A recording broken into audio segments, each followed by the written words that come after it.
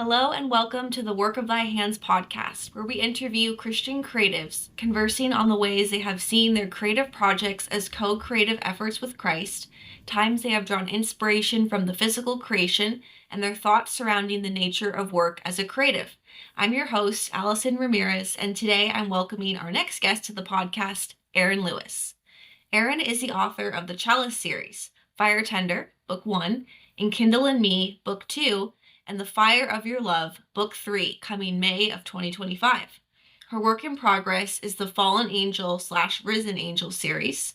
She believes new adult contemporary Catholic fiction should showcase struggles common to humanity through dramatic story and invite readers to see themselves in the characters' universal search for God and truth. Welcome, Erin. Hi, I'm glad to be here. I'm so glad to have you on because I absolutely love your Chalice series and I think that you're such a talented writer. So I guess I'd like to start by asking how this series came to be and how long ago you started working on it, and your journey through that fiction series. Well, I first started seriously working on it in 2020 with the COVID shutdowns when everybody was looking for something to do, but it actually started with something I'd written in high school, which was way long ago, 1996. I pulled out this old story I had started, and that I had the two characters from the Chalice series, Dallas and Channing, and I loved them, and I'd left them in this like hopeless, awful ending as, a moody 17-year-old writer. So I was rereading it and I was like, oh, how could I have done this to them? And I know what needs to happen now. And I just suddenly had like a vision for what to do with the protagonist of the series. And I just kept writing and writing and writing. And then it became the Chalice series. It became three books because at first it was like 300,000 words, and I was like, oh, that can't be just one book. So I broke it into three full arcs for the main character to get him from basically um, hopeless, directionless, all the way to figuring out and fulfilling what God's mission was for him in his life over the three-book series. So from 1996 was the conception of the book, it sounds like, and then during COVID is when you really came back to it, and started working on it. Do you feel like the main characters, Channing and Dallas, changed a lot from when you wrote it in high school, or do you think that they stayed the same? Their underlying personalities stayed the same. Like I knew who they were as like their base level personalities, but I think my 20 plus years of growing in my own faith and in marriage and raising children, like it changed my perspective. I deepened in my faith. So there was no faith element in the story before. And once that clicked, it's like everything fell into place for why these two characters with these different personalities worked together and what the purpose was in God bringing them together in the story. Um, so the characters themselves didn't change in their attitudes and personalities and their own little quirks so much, just as that they had purpose now. And that just created the full story. It gave it a plot, it gave it an underlying Catholic worldview, which is what it needed. Yeah, that sounds very similar to my fiction series, which is going to be a trilogy, because I started writing it, I think it was eighth grade. So it was end of middle school, early high school. And that was probably, gosh, like 2014 or so, I think I started working on it. And then also during the pandemic was when I revisited the series again. Yeah, and for me, I think that also the characters stayed the same, but their world is really what changed because they were actually in like a contemporary, I think it was like Lancaster, Ohio, or something like that. And I was like, I need them to be in a world that's going to challenge them more. So then it ended up becoming a dystopian sci fi series. But yeah, I think that there's a lot that can be said about letting your story mature and you as a writer mature with time, especially things that we write when we're a lot younger. It makes me wonder in 10, 20 years when I come back to things I've written now, will I feel a lot different about them or will they still be, you know, I don't know, like I guess timeless, that timeless sense of the story. So Well, the first question I like to ask is, as a Christian creator, what does co-creation with Christ mean to you, or how does your faith inspire your storytelling and your writing? I would say that since we're all made in the image and likeness of God, but we have a fallen nature, of course, we were made with this like innate desire to create. As fiction writers, I think we want to give life to our characters and our stories, because, God created us as human beings and we're creating these fictional characters. Of course, we will never create anything perfect because we've got the fallen nature aspect, but we strive to. It's like everything we're creating is representative of that desire we have for Christ, to be what God made us to be ultimately, which is with Him in heaven eventually. And until then, it's like we're making these humble offerings, these humble attempts to try to create in a way that God creates. We can't do it, but we just keep striving and working. I really do think it speaks to that inborn desire God has put in us, to be like Him, but we can't. So this is what we do. Mhm. No, definitely. I'm curious too, because I noticed in your fiction, you really get into the core of who the characters are. So many details regarding not just in external, but internal struggles they deal with. And what's your process of getting into your characters' heads, especially characters that are maybe so different from you or your lived experiences? Um, Sometimes it just kind of comes to me, and I do question myself, going into those characters' heads if I've not experienced something that a character is going through. You know, I don't I don't know how authentic my representation is, so I tend to revise those repeatedly and trying to go over and over it and see if it sounds like a realistic experience. Sometimes I ask others, sometimes I do research. Like in the Chalice series, when I've got a character in prison, I had to do some uncomfortable research about what prison environments were like, and trying to get some of that realism into the story. Um, so I've also just I've listened to kinds of certain kinds of music that I think the characters would listen to, and that can be helpful sometimes also. So, really, I don't know where it all comes from, the desire to write these experiences that can be really harder and grittier and things that I've not experienced. But I try to make it as realistic as I can without actually like going to prison myself. Mhm. Those are all good pieces of advice because I sometimes struggle with that too, especially when I'm writing like my villains who have these very just difficult, challenging pasts, and I'm like, how would they think, or what would be their motivations, and like how can I make this come across as realistic, and believable for them.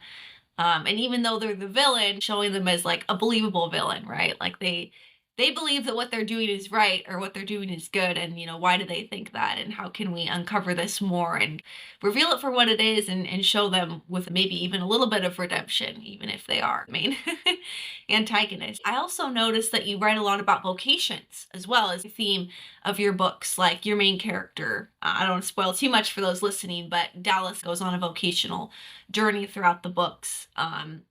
And there's themes of marriage as well, interwoven too. So, was that something that you set out to do from the beginning, or did that just naturally develop this idea of characters' vocational journeys?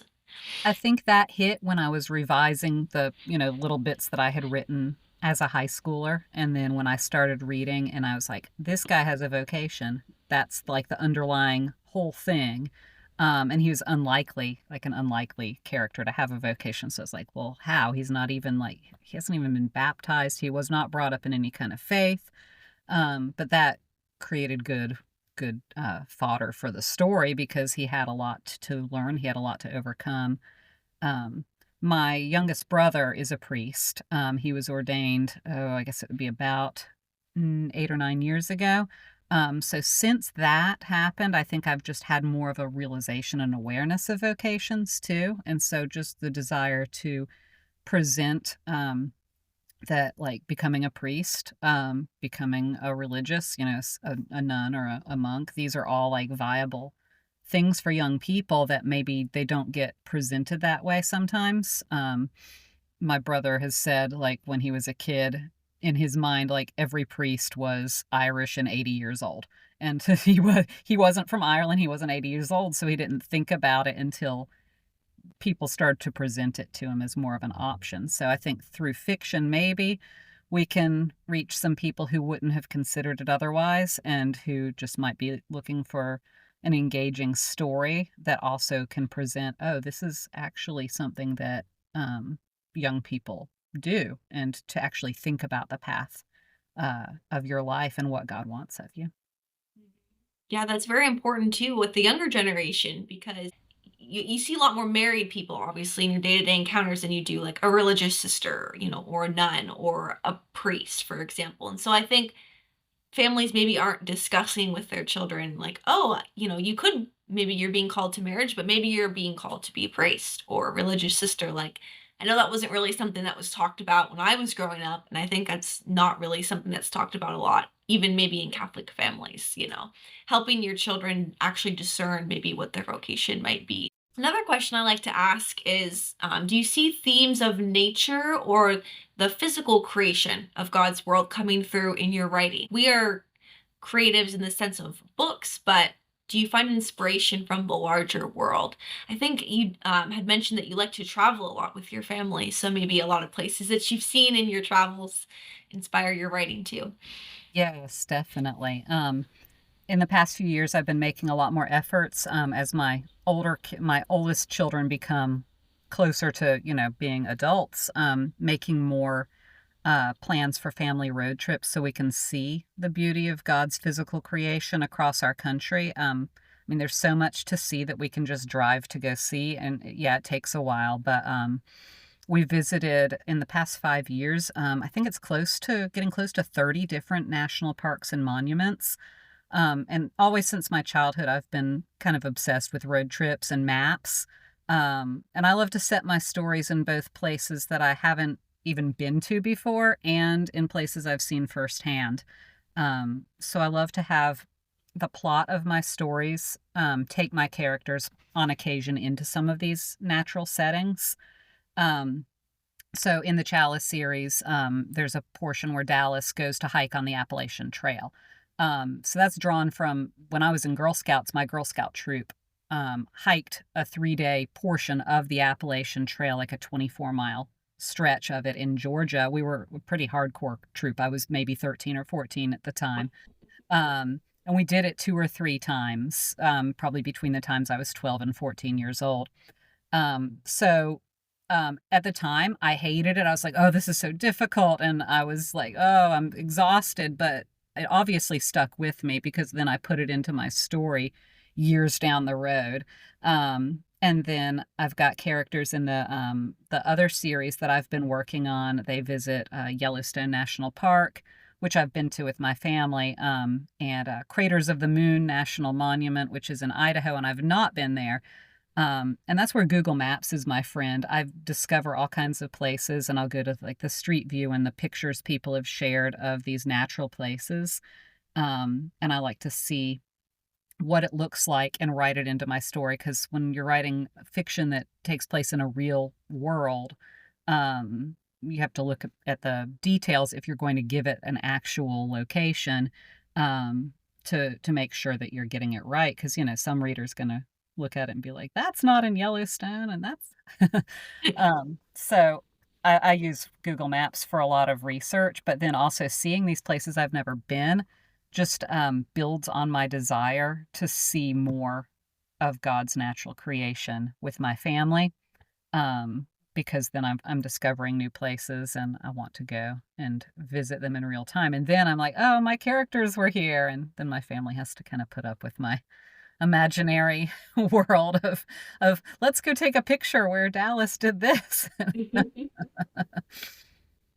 I love that. Yeah, I also, when I was growing up, my family took us on a lot of road trips too, which looking back on, I really appreciate because I think there's something about leaving your everyday, experiences in your everyday setting and seeing something new. I remember going to Yosemite and the Grand Canyon and redwoods and so many cool places that I would never have been able to see otherwise. And my fiction series, The Divided Kingdom, is loosely inspired by Ireland a little bit because I got to go there in 2019. It was perfect timing because it was like 4 months before the shutdown, with COVID and everything. My mom and I went together and we just like flew into Dublin and we got a rental car and we just drove around the whole island. And there was so much to see there. And so I got a lot of inspiration. That island setting of my story is influenced by Ireland being an island, right? And the rolling green hills and the seas and um, everything like that was a big inspiration to my series. So yeah, I always like to ask because I love like going on hikes and being out in nature and feeling the wind and the fresh air and everything like that, and seeing the different plants and trees and animals is really inspires me, and I find them being entering into my own stories as well. Yeah, they really It's help great. with the setting, I think, to establish the setting of a story. Just those little details to drop in here and there of the setting. Mhm. Mhm. Exactly. Yeah, that can go a long way for sure. Another question, kind of switching gears away from creation, towards how do you see your work, like as a creative, and if you have any other jobs that you have for work, like how do you navigate your writing with maybe other work responsibilities or responsibilities in general that you have in life? That's a good question, because I don't have a paid job. I've been fortunate. My husband, works and I stay home and homeschool my kids, so that is, pretty much a full-time job. Hmm. And I haven't made much money off my writing, so I guess that depends on too, on your goals, whether you're, financially you need to make your writing or your creative work profitable. So really I just don't sleep is how I accomplish things. I do my best writing and revising probably between the hours of like 10 and 1, so 10 p.m. to 1 a.m. Because the house is quiet and people are asleep or getting ready to, and I've I've been able to take care of my responsibilities ideally earlier in the day, with the school and, meal prep and things like that that I need to do, and getting my younger kids to, any activities that they have, and then spending time later, in the evenings is my main writing and revising time. Wow, so you're getting a lot of writing done later at night. Okay. I feel like my writing schedule fluctuates because lately I've been writing more like in the evening, early evening, like 5 or 6. But there were times when I would try to get writing done first thing, early mornings, or staying up late. So, yeah, I can imagine depending on your state in life and your other responsibilities, how the times and of writing would have to change as well. Do you have a background in writing, or how did you kind of get into publishing and your books, and how did you learn like how to do that? And get to where you are today, where you've got, it sounds like, oh, no, your third book is about to come out, and then you're working on another book. I know it's kind of a spin-off, but it's with some of the same characters as your Chalice series. I always liked to just write creatively, but I never had a whole lot of guidance in it. My background is early childhood education, Okay. but I always liked the literature aspect of that. I liked reading aloud when I taught in the classroom for almost 4 years before I had my first baby, and then stayed at home and then started homeschooling. So literature has always played a big role, and I've gotten um, with my own kids, I just became a lot more choosy and about what they would read, and just really trying to look for the better quality literature. We homeschool with a more of a Charlotte Mason philosophy, which is a philosophy that uses a lot of primary source documents and uses good quality literature written by people who love their subject matter. So just doing a lot more reading of quality writing just got me more interested in writing myself again. I did take a creative writing class in high school, and that's really the only formal background I had had in creative writing until I picked up my book and started writing again in 2020, and then thought I need to work more on like figuring out all about this. So I joined the Catholic Writers Guild. I've gone to their online conferences. I went to one of their in-person conferences. So a lot of those informational sessions have been really helpful to me. And I helped get a critique group started up through the Catholic Writers Guild, just a general fiction for adults group. And so those people have come together and we've supported each other along the way in giving feedback and constructive criticism. So it's really been not a super formal process. And then I just thought, well, if I'm writing this, should I see about how to publish it? And I just started looking into options, um, and I tried, different few different avenues and settled with Full Quiver Publishing for the Chalice series. There's just so many options now, I think, for authors than there were even a decade or two ago with self-publishing, and with various small publishers. There's Catholic publishers, there's secular publishers, there's book agents. There's a lot to learn about. And so I'm kind of enjoying the learning process as I go because, like I said before, I don't have to rely on it for an income. So I'm fortunate that I can, I'm not obligated to publish in any particular way, so I can have my options open and enjoy the process. Full Quiver Publishing, that's, Ellen, right, is in Yes. charge of that. Yeah, Ellen was my very first editor I had when I was, independently publishing my first book, my, first Rosary devotional journal, and she was great, like, she totally helped me through that whole process since I was independently publishing, so I was having to figure out, like, how does this all work, and how do I get a cover designer and an editor? So, yeah, so then did you have to, like, pitch your book to Full Quiver Publishing, or how did that process go of actually getting accepted, and getting your books lined up with them and the publishing schedule and everything? Yeah, with the first book, I followed their submission guidelines on their website, and sent in, whatever. And she asked to see more of it, and it was a little, at first, some back and forth with, you know, where they're asking you different things. Because your book's not gonna be perfect when you first submit it, and if it is, then it's probably, like, look the other way. Because if a publisher's just like, "This is perfect, I'm publishing it," then that's not a good sign because they should want to make it the best it can be. And so, I've really enjoyed the fact that, working with Ellen with Full Quiver, I've been able to get feedback on what could make it better, but she's also, very generous in letting certain things be like certain things I can leave the way they are if I feel strongly about them, as long as they're not Mhm. blatantly horrible grammar mistakes and things like that. With my second and third book, since she'd already published the first book, it was a less formal submission process then. It was more just like, "Hey, I've got another book. Do you wanna see it?" and sending it to her. Um, And then your Fallen Angel, Risen Angel, is that supposed to be like a spin-off? Like, it's not part of the Chalice series, right? But it's connected to it still, though. Is that right? right, I started writing a book that I thought was, "Oh, this is the 4th Chalice book," but then I was like, Okay. Dallas's main character arc is over. He's gone through the worst things in his life. He's finally he's fulfilled his vocation. He's doing at the end of book 3 what God wants him to do. Mhm. So then I start writing this 4th book about, well, what happened to his mom? Because his mom died, and Mhm. he doesn't know what happened.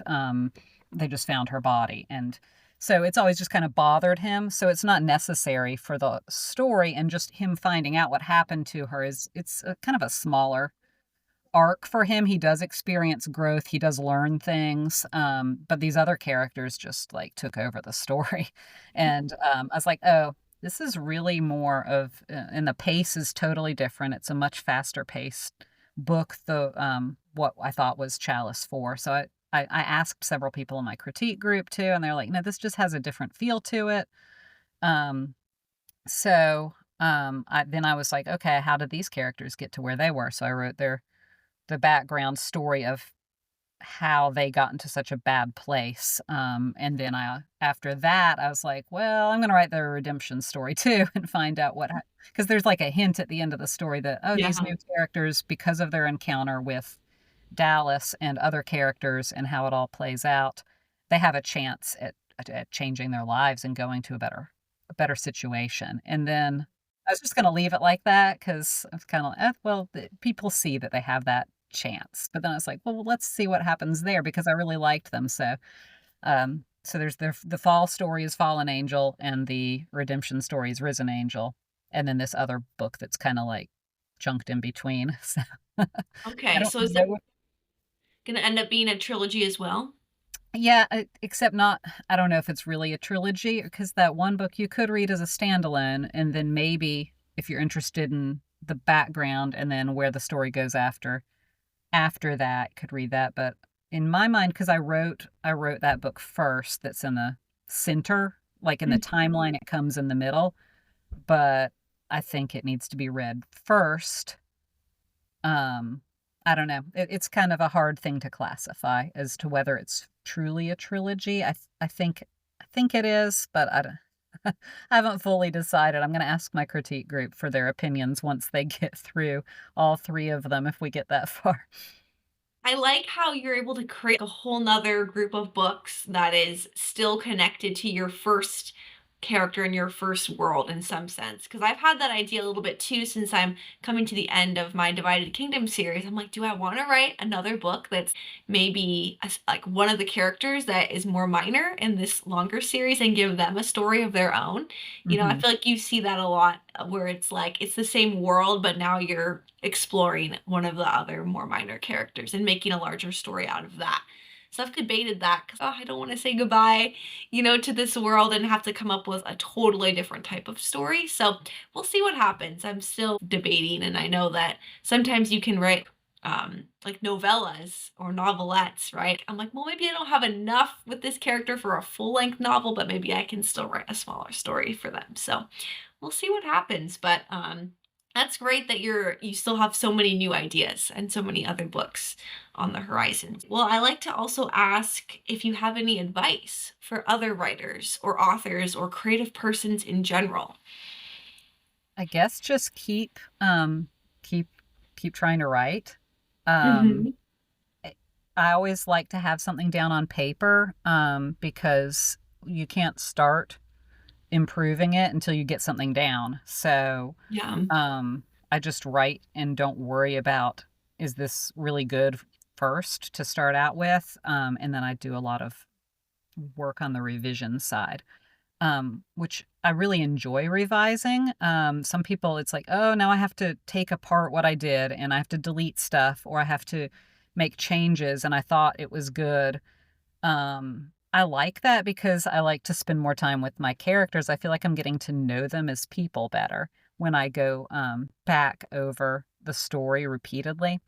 So I guess my main advice is just get something down, do something, make something, and then you can always work more on improvements as you go back over it.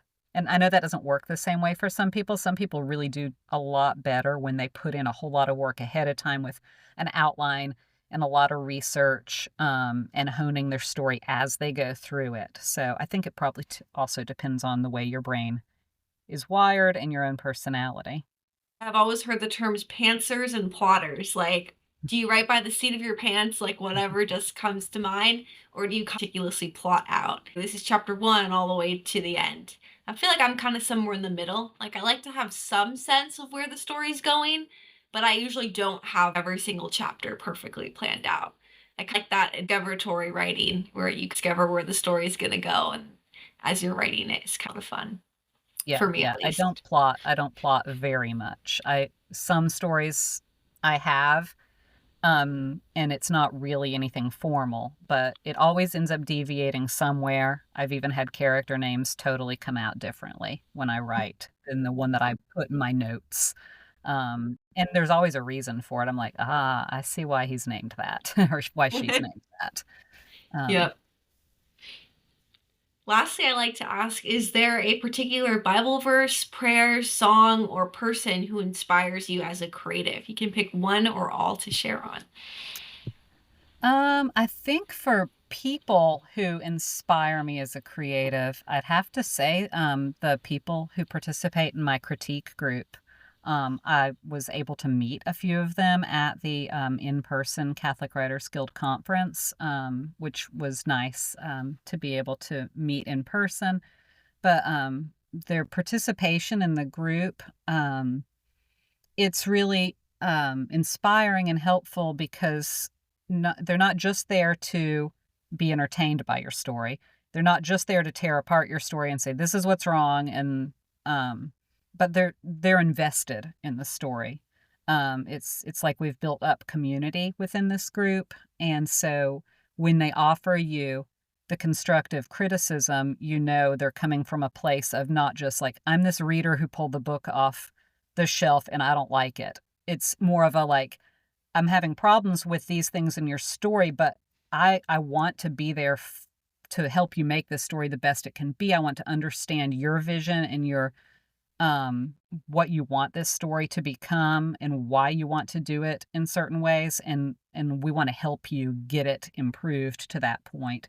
So, it's a lot of, I think a lot of personal investment and buy-in into each other's writing, but it's because we're all coming from a Catholic worldview, and, that shared desire to create something um, that really fulfills our vision. We all understand that, and we want to help each other to achieve those goals. So it's a really helpful combination of you've got the criticism that helps your story grow, but you can see that it's because these people care about you as a person and therefore care about what you're trying to create and care about your characters and your storyline. Yes. For a Bible verse or a quote, I would say, one of my favorites is just a quote of G.K. Chesterton's, the one where he says, "In the struggle for existence, it's only on those who hang on for 10 minutes after all is hopeless that hope begins to dawn." Just because I liked in my fiction, I like to take the characters to those hopeless moments and then have little things in their lives, whether it's overt or whether it's, more subtle, something that gives them hope, or even as they're going through a really rough period of, maybe years of, um, bad situations, sinful, awful things that they're getting into, but just to show that hope, that Catholic worldview that I'm writing from, I hope that that always is underlying, like, the basis of my story, my plot. So I like that quote to bring that hope, through the storyline, that even when things go badly, there is always that hope, and I do have a lot of redemption that ends up happening, but it's, a lot of times it's very hard won. The characters have to get dragged through a lot of sludge before they get to that hope or accept that hope, and, grow from it. Yeah, definitely. I have also found critique groups and beta readers, the first point you were mentioning, super helpful.